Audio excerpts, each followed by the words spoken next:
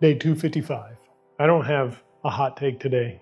My heart is just heavy. 2 days ago, Charlie Kirk was killed. And before anyone labels him a politician or personality, I just want to pause on who he really was. A husband, a father, and a follower of Christ. And now his wife is without her husband, and his 2 kids are left without their dad.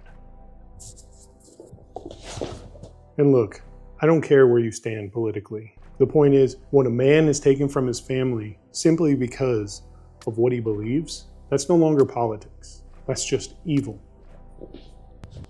And that thought should shake every one of us. Because if we can't see the humanity in each other, if we can't agree that life is sacred, then we're already losing way more than just debates. We're losing our souls. Come on.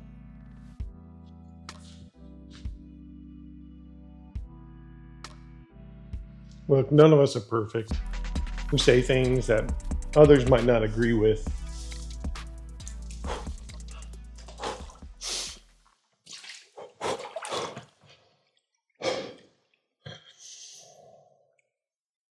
But he was a man, and he was standing for what he believed in.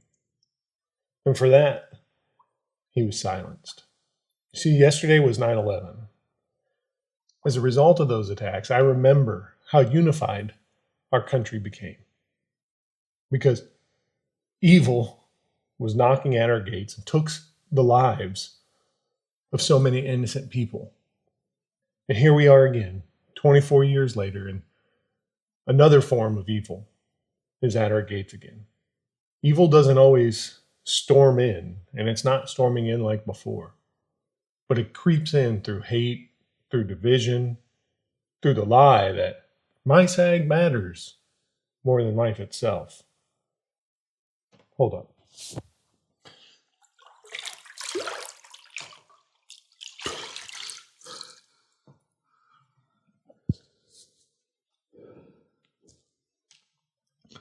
So what do we do with that? Why am I talking about this today? Because silence has a cost. Every man taken leaves a family behind, a wife without her husband, children without her father. And that's the hole that evil leaves. And you know, I believe the only way to push back isn't with more hate.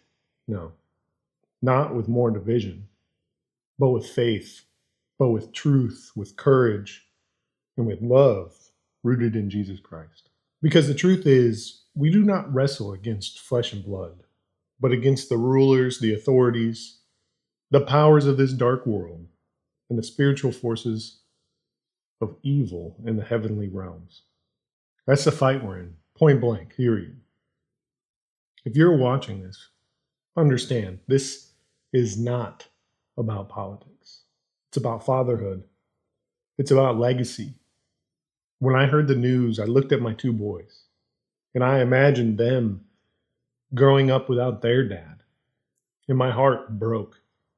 Because while it wasn't me, there are 2 little kids that are going to live that reality right now.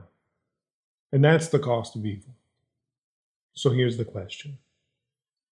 When your time comes, whether it's tomorrow or 50 years from now, will your family know exactly what you stood for? Will they know you as a man of courage, of faith, of truth, and a man who loved even when the world hated? As for me and my house, we will serve the Lord. And that's the line I draw.